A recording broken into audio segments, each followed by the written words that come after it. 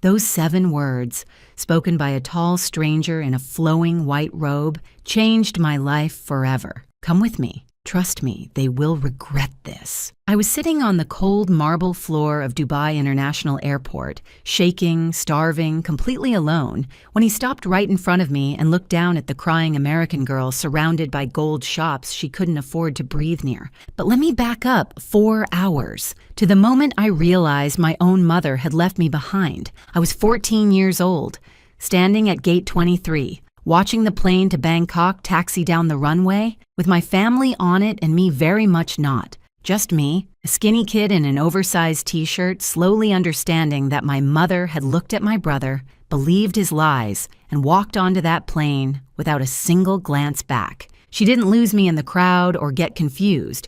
She left me on purpose. And 4 hours later, when police called her in Bangkok, when she found out what her golden boy had really been planning, when she discovered this wasn't about a vacation but about $600,000, her face went white as a corpse. To understand why this moment was actually the best thing that ever happened to me, you need to know just how invisible I'd been my whole life. My name is Molly Underwood.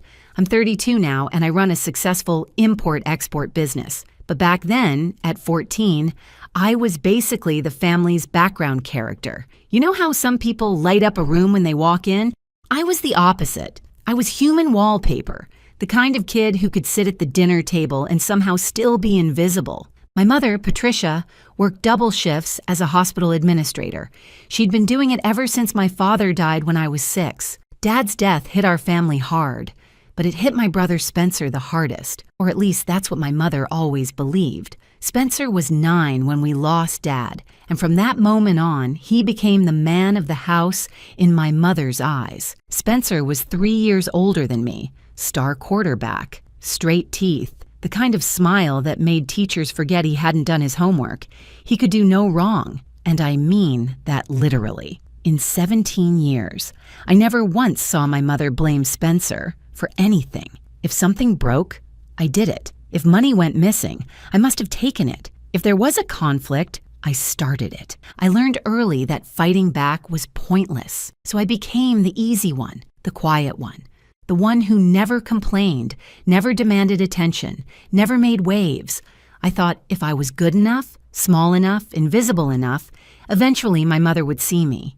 She never did. My grandmother, Nora, Dad's mother, lived in Tucson, about 2 hours from our place in Phoenix. Spencer used to stay with her during summers when Mom worked extra shifts. Grandma Nora was the only person who seemed to notice I existed. She'd send me books in the mail, call me on my birthday when Mom forgot, and tell me stories about my father when I was little. But she was getting older, and I didn't see her as much as I wished I could. The summer I turned 14, something shifted. I got accepted into an elite arts program, a big deal, full scholarship, the kind of thing that should have made my mother proud. For one brief moment, the spotlight was on me. Spencer hated it.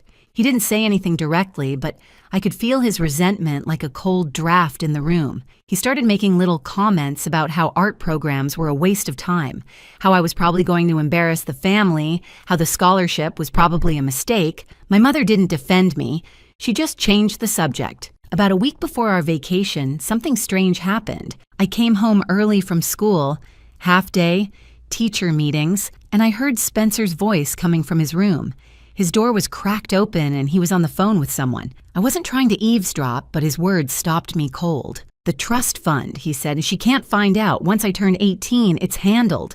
I accidentally stepped on a creaky board and he came rushing out, slamming his door behind him. "Were you spying on me?" His face was red, angry. "I just got home. I wasn't—" "Stay out of my business, Molly. I mean it." He pushed past me and went downstairs. I stood there for a long moment, confused. What trust fund? What was he talking about? I didn't understand it then. I wish I had. A few days later, we left for our big family vacation. Mom had won a trip to Thailand through her workplace lottery. Some hospital raffle thing. It was our first real vacation in years, and I was genuinely excited. 2 weeks in Thailand. Beaches, temples, adventure. The flight route took us from Phoenix to Dubai for a 6-hour layover, then on to Bangkok. I packed light. 1 suitcase. Spencer brought 3. I remember making a joke to myself about it. how I'd learned not to take up space in this family, even in the luggage compartment. The flight to Dubai was long, but I didn't mind. I had a window seat and I spent most of it reading and watching movies.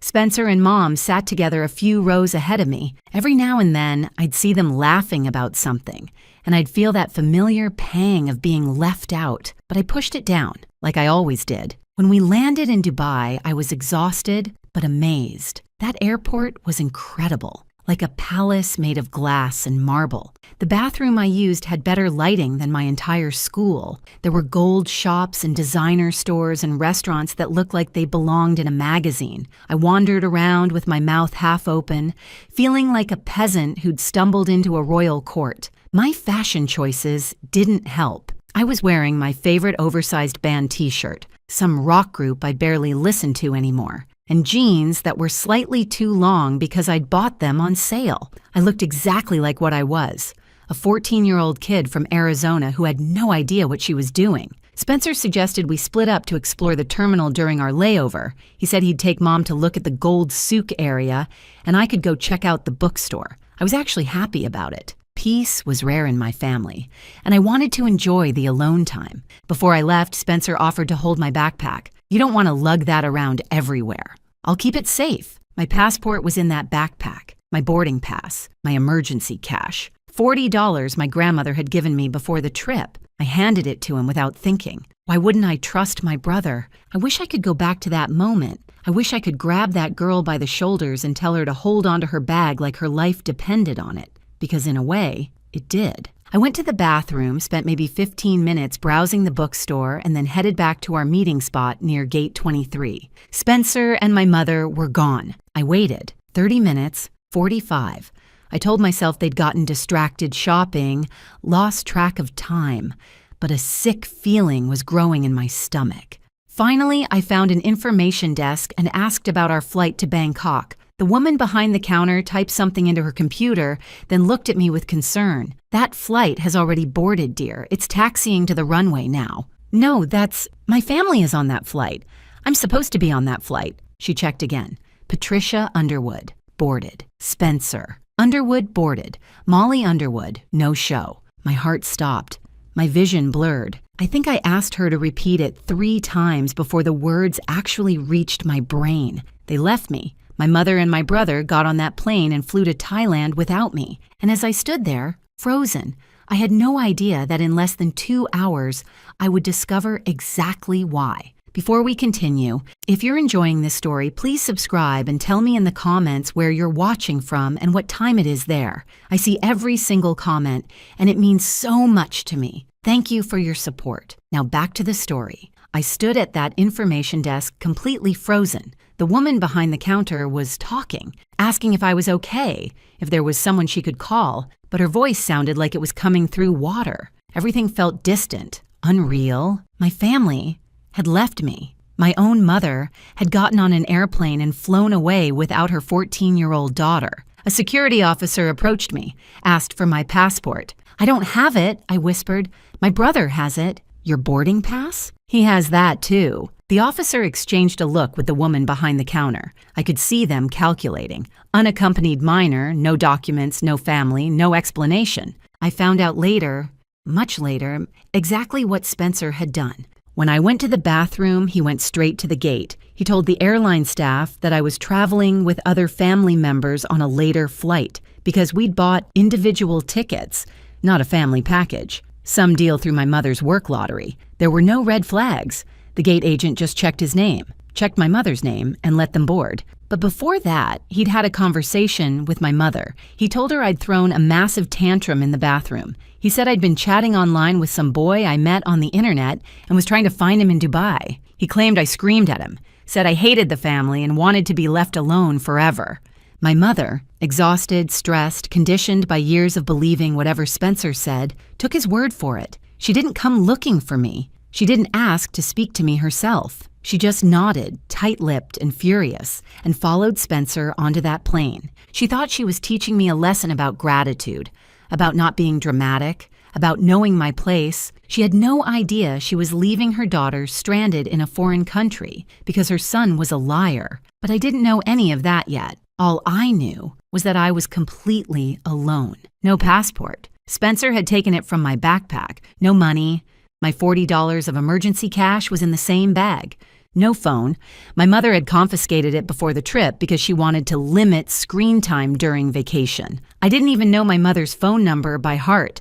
Like most teenagers, I relied on my contacts list. I could have told you her number started with a 6, maybe, but beyond that, nothing. An airline employee offered to try calling her for me. They pulled up her number from the booking records and dialed. It went straight to voicemail. She'd put her phone on airplane mode like a responsible passenger. The irony was not lost on me.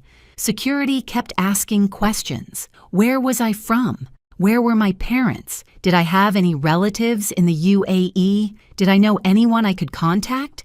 I had no answers, just tears and panic and the growing realization that I was completely, utterly alone in one of the world's largest airports, halfway around the world from home. They brought me to a small security office while they figured out what to do with me. A kind woman gave me water and tissues, but I could see the concern on her face. I was a problem, an international incident waiting to happen. I sat in that office for what felt like hours, though it was probably only 45 minutes. My mind kept racing, circling back to the same questions. Why would Spencer do this? Why wouldn't Mom check on me herself? Why didn't anyone come looking for me? And then, unbidden, his voice echoed in my head. The trust fund, she can't find out. Once I turn 18, Spencer was turning 18 in 3 months. I didn't know anything about a trust fund. My mother never talked about my father's finances, just that we were comfortable and that she worked hard to keep us that way. But Spencer knew something. He'd been hiding something. And now he'd left me stranded in Dubai, 3 weeks before our father's estate would be accessible to him. This wasn't a prank. This wasn't sibling rivalry gone wrong. This was something bigger. And I was starting to realize exactly how much danger I was in. Eventually, security didn't have more questions for me, so they released me back into the terminal with vague instructions to wait near the main concourse while they contacted the embassy. I wandered, dazed, until I found a corner near a cafe and slid down to sit on the cold marble floor. The tears came then, hot and fast. I tried to muffle them with my hands, tried not to make a scene, but I couldn't stop.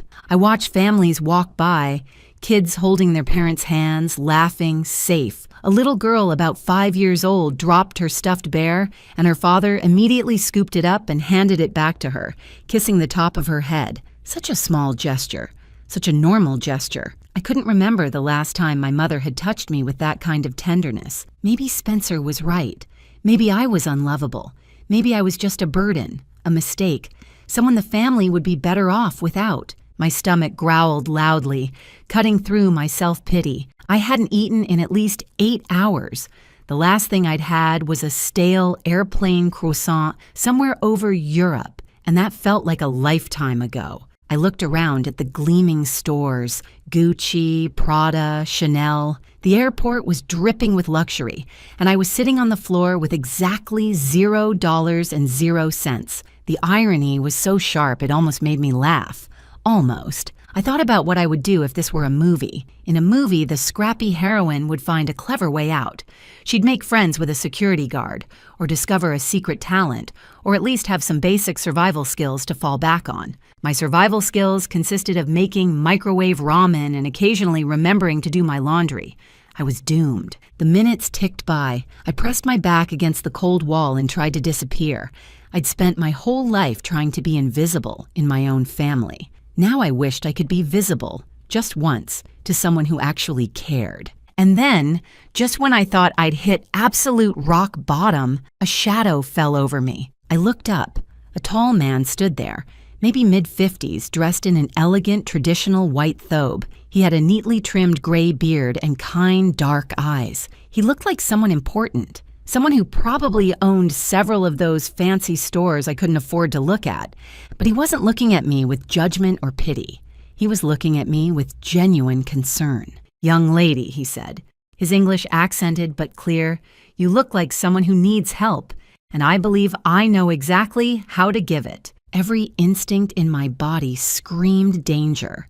Stranger. foreign country, alone. This was exactly the situation my mother had warned me about my entire life. Don't talk to strangers. Don't trust anyone you don't know. The world is full of people who want to hurt you. But the thing is, my mother had just left me in an airport, so her advice didn't feel particularly reliable at the moment. The man didn't approach too close. He sat down on a bench nearby, leaving a respectful distance between us. Not too far, not too close, like he understood that I was scared and wanted to give me space. "My name is Khalid al-Rashid," he said calmly. "I work here at the airport. I am the director of guest relations." He paused, letting that sink in. "I noticed you from across the terminal. You reminded me of someone." I wiped my eyes with the back of my hand. "Who?" "My daughter." His voice was soft. "She passed away 5 years ago. She was 15. She had the same expression you have right now, like she was trying very hard to be invisible and hoping no one would notice her pain." I didn't know what to say to that. The honesty of it caught me off guard. This wasn't what predators said. This was something else. "I'm sorry," I whispered. He inclined his head. "Thank you." Her name was Fatima. She had a heart condition since birth. We knew she would not live long, but that did not make losing her easier. He looked at me with those steady, kind eyes. "Now, will you tell me why you are sitting on the floor of my airport crying?" Something about the way he said, "my airport," not possessive, but protective, made me trust him. Against every warning I'd ever been given, I started talking. I told him everything. About Spencer, about the lie he told my mother, about how she believed him instantly without question, about being marked as a no-show while my family flew to Thailand without me. I told him about having no passport, no money, no phone, no way to contact anyone. I told him about the trust fund I'd overheard Spencer talking about, how I didn't understand what it meant, but I knew it was important. Khalid listened without interrupting. His expression grew more serious with each detail, but he didn't look shocked. He looked like a man who had seen many things in his long career and recognized the shape of what he was seeing now. When I finished, he was quiet for a moment. "What happened to you," he said slowly, "is not just cruel. It is potentially criminal. Abandoning a minor in an international airport, especially with deliberate theft of identity documents, is a serious matter under international law." My heart skipped. "Criminal?" "Very serious," he nodded. "But more importantly, you are a child who needs help, and I am going to help you." He stood up and extended his hand. "Come with me. Trust me. They will regret this." I hesitated. Every alarm bell in my head was still ringing, but something deeper, something instinctive, told me this man was safe. Maybe it was the way he talked about his daughter. Maybe it was the fact that he hadn't tried to touch me or come too close. Maybe I was just desperate. I took his hand. "First," he said as we walked, "we need to get you safe and fed. When did you last eat?" "I don't know. 8 hours? 10? He made a sound of disapproval. "That will not do. Come." Khalid walked me through corridors I didn't even know existed, staff-only areas, administrative offices, behind-the-scenes passages that connected the gleaming public terminal to a world of quiet efficiency. He explained who he was to security guards along the way, and they nodded respectfully, stepping aside. I realized that Khalid didn't personally have the authority to launch some big international investigation, but he knew exactly who to contact and how to make things happen fast. He was connected, respected, and he was on my side. We ended up in an administrative office with soft lighting and comfortable chairs. A woman named Aisha, kind-faced, maybe in her 40s, sat with me while Khalid made phone calls in the next room. "You're safe now, Habib," Aisha said, handing me a plate of food from the staff cafeteria. Chicken, rice, vegetables, warm bread. "Whatever happened, you are safe here." I ate like I'd never seen food before. That chicken sandwich, well, it was more like a full meal than a sandwich, was the best thing I'd ever tasted. Hunger really is the best seasoning. While I ate, I could hear Khalid on the phone. His voice was calm but carried an authority that made the walls seem thinner. "This is Director Al-Rashid. I need the security footage from gates 20 through 25. Timestamp 1430 to 1600. Yes, immediately. We have a minor who was deliberately abandoned. Her documents were stolen by a family member." I stopped chewing. Deliberately abandoned. Hearing someone else say it made it real in a way it hadn't been before. My brother hadn't just left me behind, he'd planned it. An hour later, I saw the proof. Khalid's colleagues had pulled the security footage. They found the exact moment. Spencer unzipping my backpack while I walked toward the bathroom, reaching inside, removing my passport and boarding pass with a small, deliberate smile. He tucked them into his own bag, zipped it up, and walked away like nothing had happened. Then they showed me footage from the gate. Spencer whispering to my mother, her face twisting with anger. She nodded, lips pressed tight, and turned towards the jet bridge. She didn't look back. Not once. Spencer followed her, and just before he disappeared through the door, he glanced back toward the terminal. He was smiling. The footage felt like a punch to the chest. I'd known intellectually that they'd left me, but seeing it, seeing Spencer's smile, seeing my mother's complete lack of hesitation, broke something inside me. "This is very clear evidence," Khalid said, sitting down across from me. "There is no ambiguity. Your brother stole your travel documents and deliberately separated you from your family. Your mother did not verify his story. This is abandonment." I nodded, numb. "Now," he continued, "I must ask you something. You mentioned a trust fund. Your brother was concerned about money. Do you know anything about your father's estate?" I shook my head. My mom never talked about it. She just said Dad left enough for us to be comfortable. I assumed that meant like the house and stuff. Khalid was quiet for a moment. "Sometimes," he said carefully, "siblings do terrible things to protect what they believe belongs only to them. Sometimes parents leave behind more than houses and furniture. And sometimes those secrets become weapons." I thought about Spencer, about the phone call I'd overheard. "She can't find out. Once I turn 18. "My brother is turning 18 in 3 months," I said slowly. He was talking about a trust fund, something he could access when he turned 18. Khalid nodded. "When you return home, you should look into your father's documents, ask questions, find out what he left behind and for whom. You think this is about money?" "I think," he said gently, "that people reveal their true character when they believe no one is watching. Your brother has revealed his. The question now is what you will do with that knowledge." I didn't have an answer. I was 14, exhausted, heartbroken, and sitting in an office thousands of miles from home. What could I possibly do? But somewhere inside me, a small flame of anger was starting to burn. Not just sadness anymore, not just confusion, anger. My father used to call me his hidden gem. I never understood what he meant. Hidden from what? Hidden from whom? Now, sitting in that airport office with Khalid's steady gaze on me, I was starting to understand. My father had seen something. He'd known somehow that I would need protection from my own family, and he'd tried, in whatever way he could, to give me that protection. I just hadn't found it yet. Khalid's phone rang. He answered, spoke rapidly in Arabic, then turned to me with a new expression on his face. "The flight to Bangkok is still in the air," he said. "They land in approximately 90 minutes. I have contacted the authorities in Thailand and the U.S. Embassy here in Dubai. When that plane lands, your mother and brother will be met by police." My stomach dropped. Police? Child abandonment is a serious crime. International child abandonment with document theft is even more serious. He paused. "You have a choice now, Molly. You can let this go. We can arrange for you to simply fly home and you can pretend this never happened. Or, he smiled just a little, or you can watch justice happen. And trust me when I tell you, they will regret what they have done." I thought about my mother's face on that security footage, the way she didn't even hesitate, the way she didn't look back. I thought about Spencer's smile. "I want to watch," I said. Khalid picked up the phone and dialed.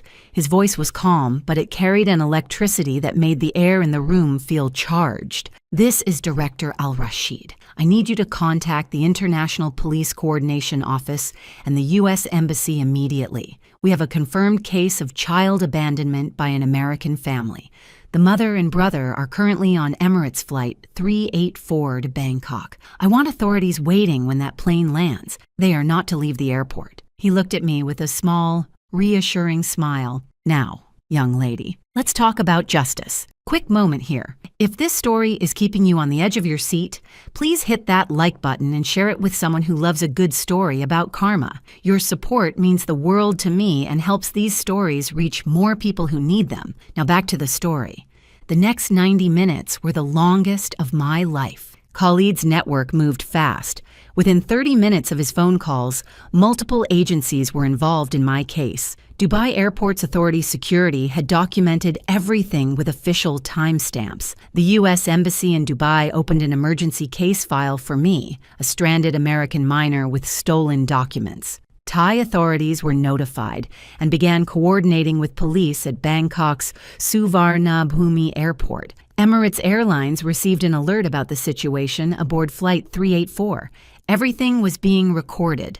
Security footage, witness statements, timeline reconstruction, a paper trail that would be impossible to deny or explain away. An embassy official, a woman named Ms. Patterson, with a no-nonsense voice and kind eyes, called to speak with me directly. She explained what my mother was facing. Abandoning a minor in a foreign country is a serious international incident, she said. Your mother could face investigation in both the UAE and Thailand. Your brother, though still a minor at 17, is close enough to 18 that his actions will be scrutinized very seriously. Depending on Arizona juvenile law, he could face charges related to document theft and child endangerment. I listened in a daze.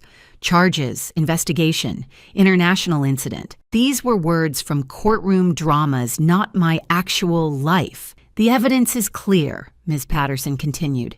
Security footage shows your brother deliberately removing your documents. There's no ambiguity here. The question now is how you want to proceed. How I wanted to proceed. Like I had any idea. I was 14 years old, sitting in an airport office, eating my second plate of chicken and rice, trying to process the fact that my family had committed a crime against me. Part of me still wanted to protect my mother. 17 years of conditioning doesn't disappear in a few hours. I kept thinking, maybe she didn't know. Maybe Spencer tricked her completely. Maybe if I just explained, she'd apologize and everything would go back to normal. But then I remembered the security footage, the way she didn't hesitate, the way she didn't look back. And I remembered all the years before this moment. Every time she believed Spencer over me. Every time she took his side without question. Every time I tried to tell her something was wrong and she brushed me off. This wasn't a one-time mistake. This was the culmination of a pattern that had been building my entire life. I was just too young, too desperate for her love, to see it clearly. The anger I'd felt earlier, that small flame, was growing stronger. Not hot and wild, but cold and steady. The kind of anger that doesn't burn out quickly. While I waited for news from Bangkok, something else happened. Something that changed everything. When the plane landed and Thai authorities detained Spencer and my mother, they confiscated Spencer's phone as evidence. Standard procedure for any investigation involving a minor. And when they examined his messages, they found exactly what Khalid had suspected. Texts to his girlfriend, a girl named Brittany, spanning 3 weeks before our trip. Spencer hadn't acted on impulse. He'd been planning this for almost a month. One text read, "The trip is perfect. I'll get rid of her in Dubai and Mom will have to pick a side. She always picks me." Another, "Once Molly's out of the picture, I can convince Mom about the money. She trusts me completely." And the most damning one, sent just 2 days before we left Phoenix. "Once I turn 18, that trust fund is mine. Molly doesn't even know it exists. And if she runs away in Dubai, she won't have any standing to claim her share." Problem solved. When Khalid read those messages to me, I felt like I'd been punched in the stomach. Spencer wasn't just cruel. He was calculated. He'd seen me as an obstacle to money I didn't even know existed, and he'd decided to remove me from the equation, permanently, if he could manage it. What would have happened to me if Khalid hadn't found me? If I'd stayed lost in that airport, a forgotten American teenager with no documents and no way home? I didn't want to think about it. Ms. Patterson helped me understand what Spencer had been protecting. My father, before he died 8 years ago, had set up a trust fund for both of his children. The total value was $400,000, split equally between Spencer and me. Spencer's half, $200,000, would become accessible when he turned 18. That was 3 months away. My half, $200,000, was structured differently. Dad had tied it to educational expenses until I turned 25. I couldn't touch the principal, but it would pay for college, graduate school, any training programs I wanted. It was protected, locked away where no one could get to it. Never. Spencer had been trying for months to convince my mother to consolidate the funds. His argument, according to the texts, was that I was difficult and irresponsible and would waste the money on stupid art stuff. He wanted Mom to petition the court to have my share transferred to his control. If I ran away in Dubai, if I caused an international incident that made me look unstable and troubled, it would be so much easier to convince a judge that I couldn't be trusted with my own inheritance. My brother had tried to steal my future, and he'd almost gotten away with it. During a quiet moment between phone calls, Khalid sat down across from me. Aisha had brought tea, sweet, fragrant, nothing like the bitter stuff my mother drank, and we sat in silence for a while. "I have seen family greed before," Khalid said eventually. "In my work, in my country, in every country, money reveals a person's true character. It does not change them.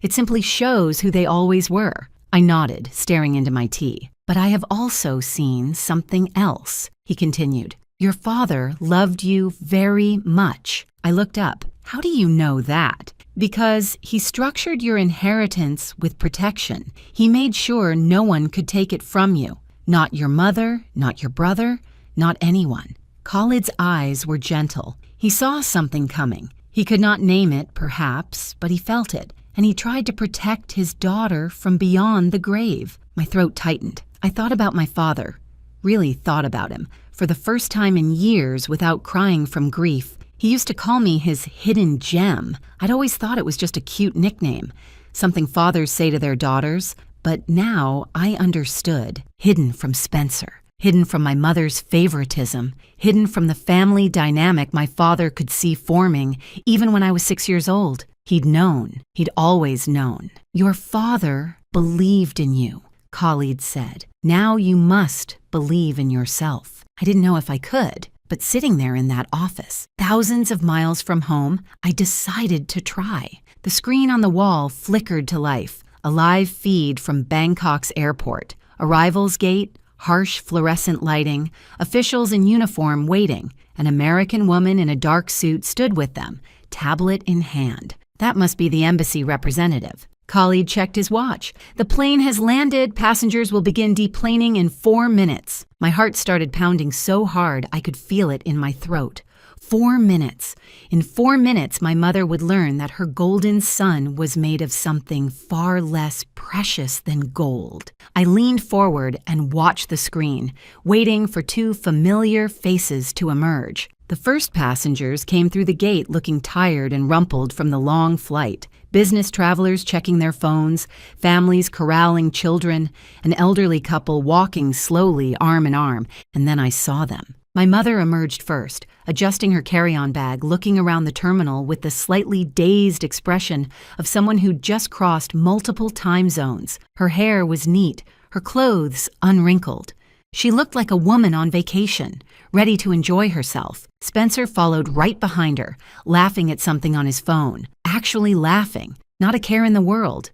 Not a single thought about the sister he'd abandoned 12 hours ago in a foreign airport. They looked so normal, so relaxed, like they hadn't done anything wrong at all. 2 Thai police officers and the U.S. Embassy representative approached them calmly. I watched my mother's face shift. First confusion, then concern, then the beginning of real fear. The embassy woman spoke first. I couldn't hear the words on the video feed, but I could see the effect they had. She was explaining the situation, telling Patricia Underwood that her daughter had been found abandoned at Dubai International Airport, that authorities had been contacted, that this was now an official international incident. My mother's first instinct was defense. I could see her mouth moving rapidly. Even without sound, I knew what she was saying. There must be a mistake. She wanted to stay.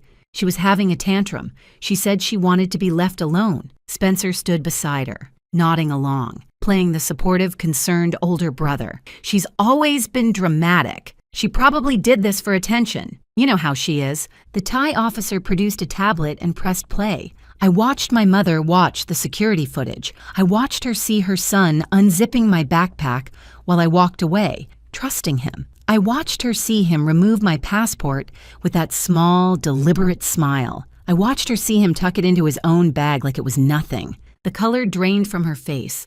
from flushed pink to pale to completely, utterly white. Spencer tried to speak. I could see him gesturing, his mouth moving fast, probably saying it was just a prank, just a joke.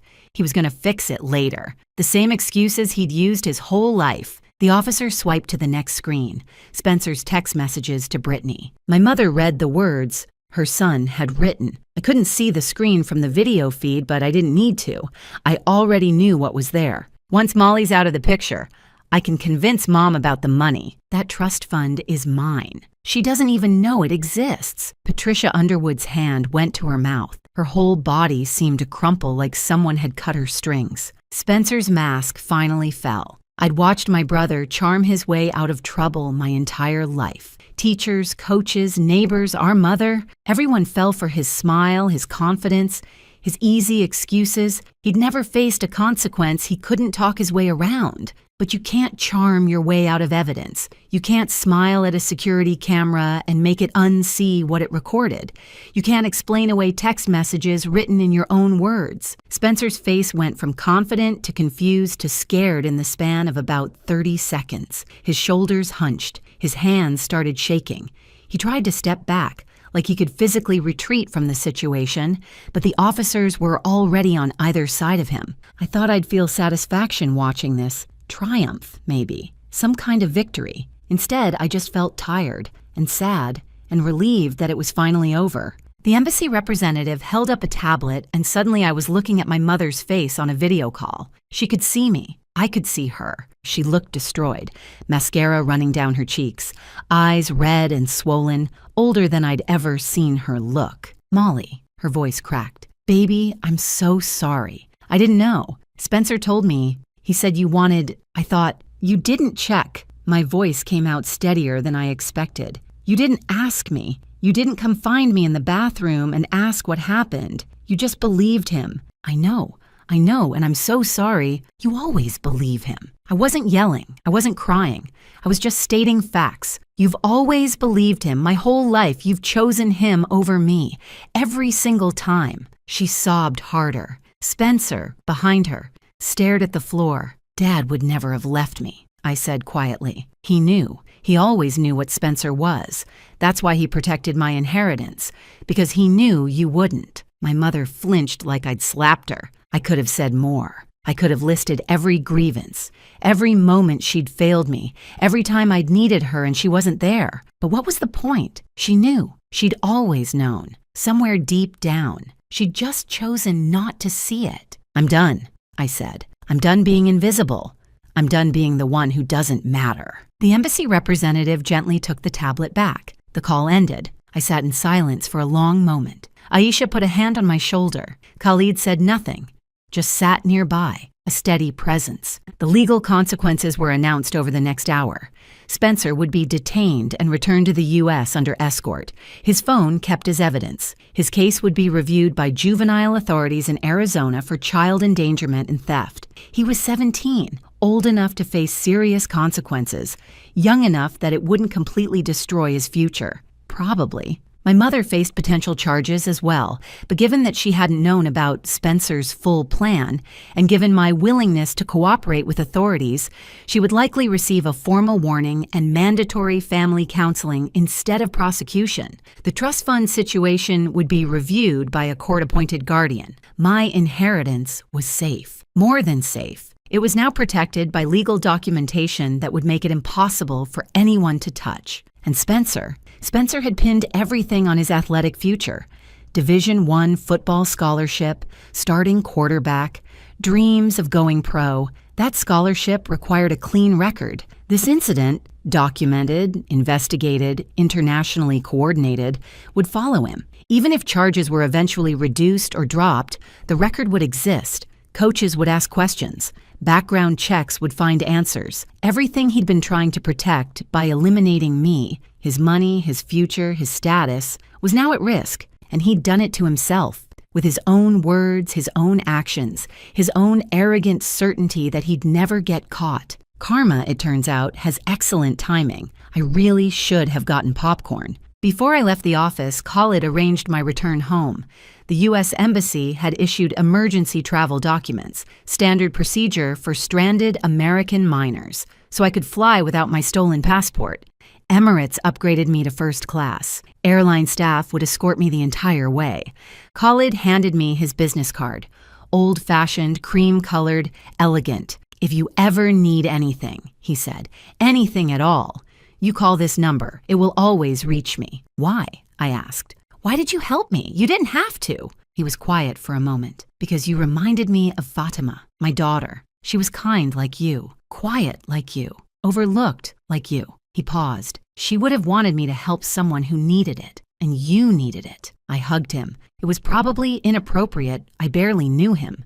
We'd met hours ago. We came from completely different worlds. But in that moment, he felt more like family than anyone I shared blood with. "You are stronger than you know," Khalid said. "Your father was right. You are a hidden gem, but you will not stay hidden much longer." The first-class flight from Dubai to Phoenix was 18 hours of surreal luxury. Warm towels, gourmet meals on actual plates, a seat that turned into a bed with real sheets, flight attendants who treated me like royalty after the airline briefed them on my situation. I kept thinking, this is the most expensive thing that's ever happened to me, and I didn't pay a single cent. There's probably a lesson there about how sometimes the worst experiences lead to unexpected blessings, but honestly, I was too tired to philosophize.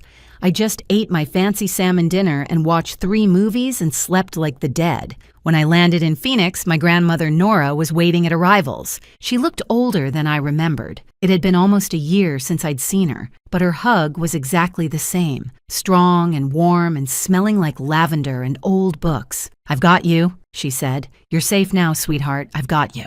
She drove me to her house in Tucson, not back to my mother's place in Phoenix. That was deliberate.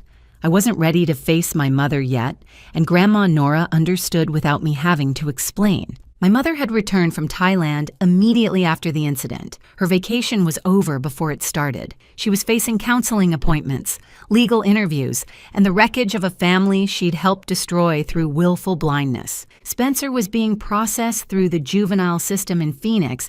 He'd be home eventually, but not for a while, and when he did come home, it wouldn't be to live with me. For the first time in 17 years, I didn't have to exist in my brother's shadow. The relief was so profound, it made me dizzy. A week after I got back, my mother came to Tucson to see me. She looked like she'd aged 10 years. Hollow eyes, trembling hands, clothes that didn't quite fit right. The polished hospital administrator was gone. In her place was a woman who'd finally been forced to see the truth about her family. She didn't make excuses. She didn't try to explain away what happened or minimize Spencer's actions. She just sat across from me at Grandma Nora's kitchen table and said, "I failed you.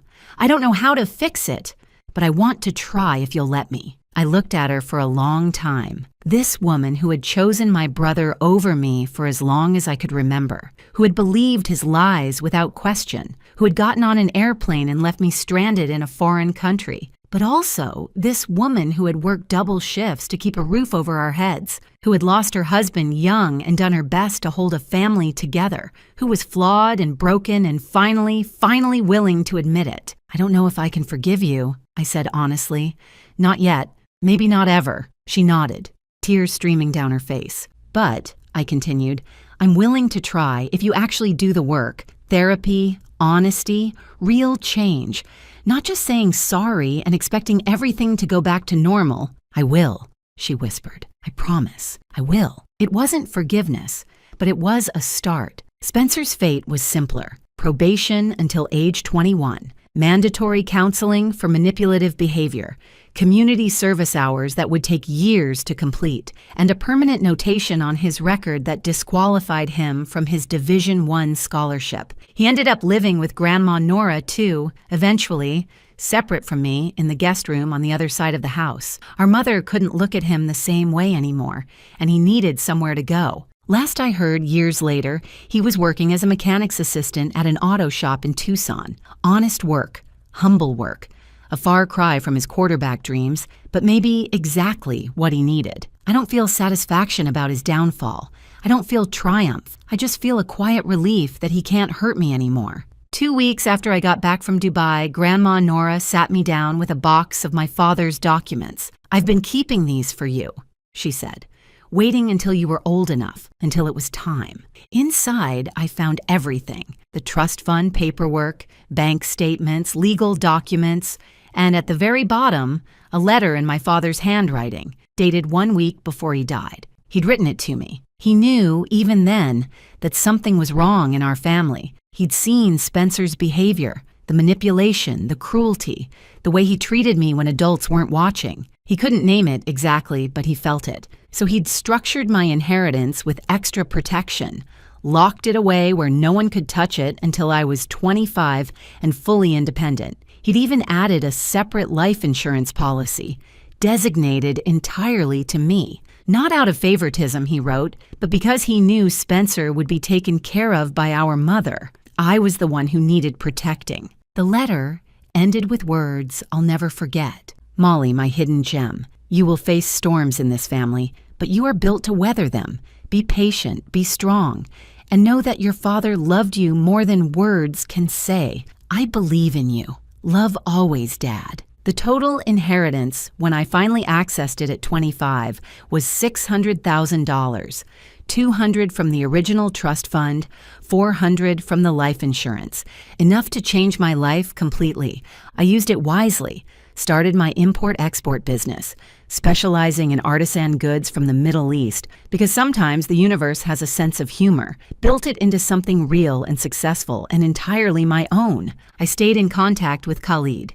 He attended my college graduation, standing in the back row, wiping his eyes. Every year, on the anniversary of the Dubai incident, I send him flowers. He sends me books about business and philosophy and finding your strength in dark times. My relationship with my mother healed slowly, carefully, with clear boundaries and regular therapy and honest conversations that sometimes hurt, but always helped. We're not best friends. We probably never will be. But we're real with each other now, and that's more than we ever had before. Thank you so much for watching. More of my most gripping stories are already on your screen. Click one now and don't miss the best part. You will love it. See you in the next story.